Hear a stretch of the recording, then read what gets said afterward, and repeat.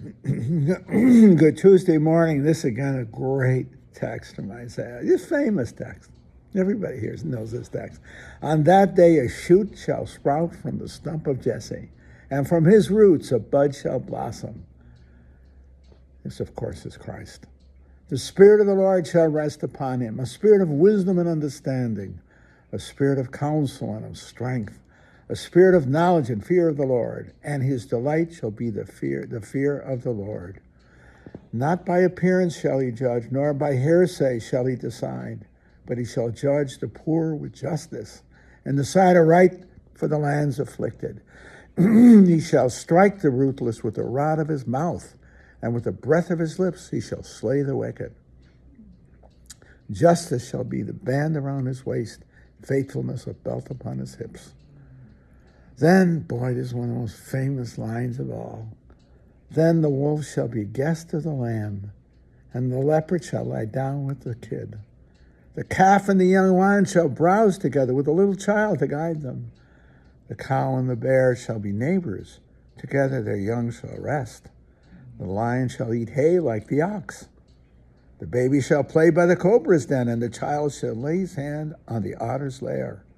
There shall be no harm or ruin on my holy mountain, for the earth shall be filled with the knowledge of the Lord as water covers the sea.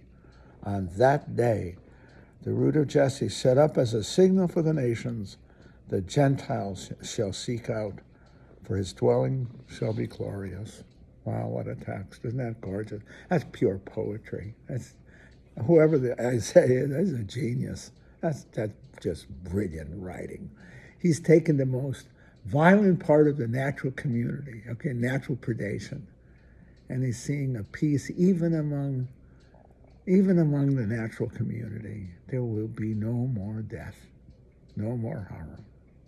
See? In a way, it's a recapitulation of the first chapters of Genesis. A recapitulation, restoration of a radical peace in the world. See? I think Darwin would have a fit with this, and the imagery, I love it, but it's not any world that I don't see that world. See, I see the universe as the world as predatory. Natural world. It's how it evolves, and how it lives and thrives. See, but in the biblical sense, it is a tremendous recapitulation, recapturing of that primal peace before sin, when the whole world lived together in peace. And then we wrecked it with our sins, you see. It's a story of redemption in the most poetic and beautiful terms. I can see this coming out of the Middle East, where these guys were farmers, herdsmen. They want the enemy is the wolf, the lion, and the bear. See? If you were to have this, I have kind of kid around about this, but in a way I'm serious about it. If this were written by a Native American, this wouldn't be the text. He would show a different kind of peace.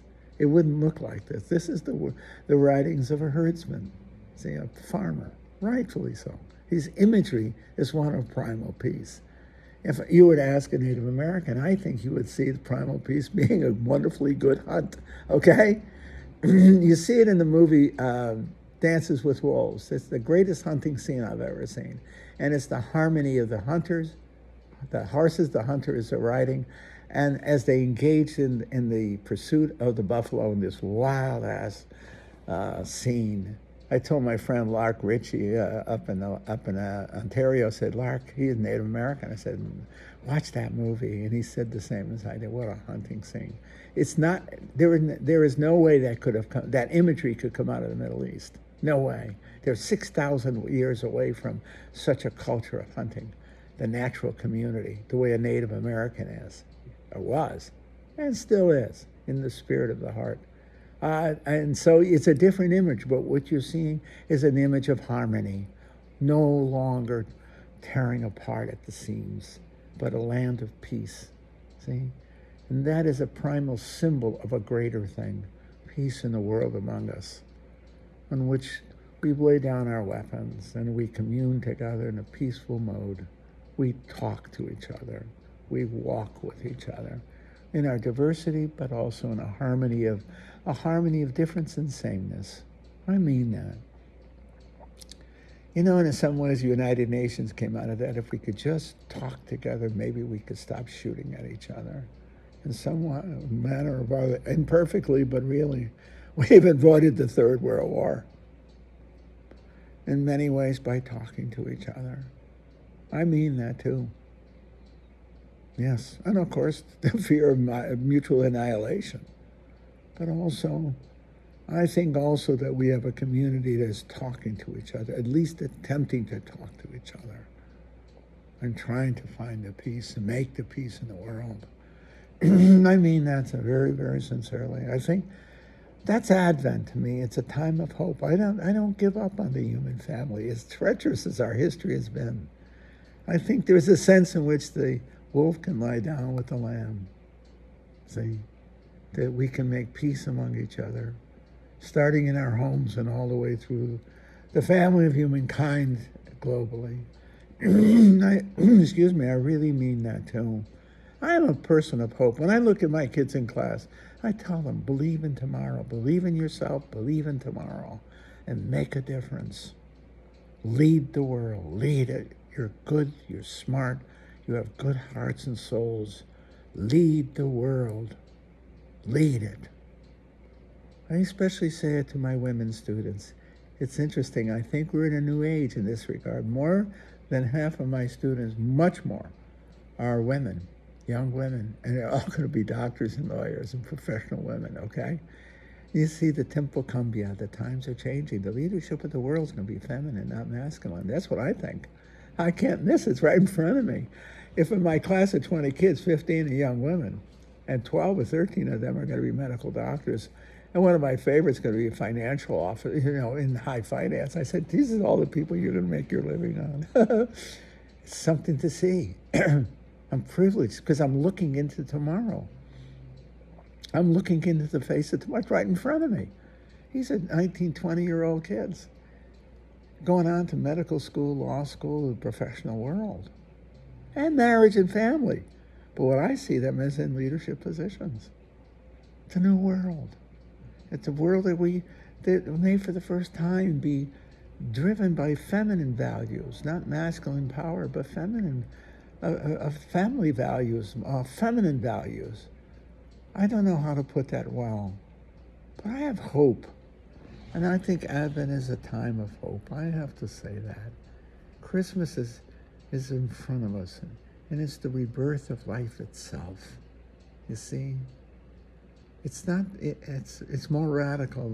It's more radical than the springtime, I guess. See? I'm not sure of myself in those words. But I love Advent because I love Christmas and the joy that goes with it. And though I grieve for the loss of my family, I remember with affection sitting at the table with my family, my aunts and uncles, all of whom are dead. But I remember with love, gratitude, honor, and hope that the communion at the table is a communion that one day will be in paradise. I mean that. Some kid asked me, what do I believe? I said, I believe in redemption. I believe and I hope in the resilience of the human character in the final communion in paradise. And what do I hope for in paradise? To be again with my family at the dinner table, with my friends, those whom I have loved and been loved by, in the primordial and ultimate Christmas, the Christmas dinner forevermore. I mean that. I mean that. I want to be with my family again. I want to be with my friends again, those whom I have loved and been loved by, who are now gone. That's the truth. Advent is a time of hope.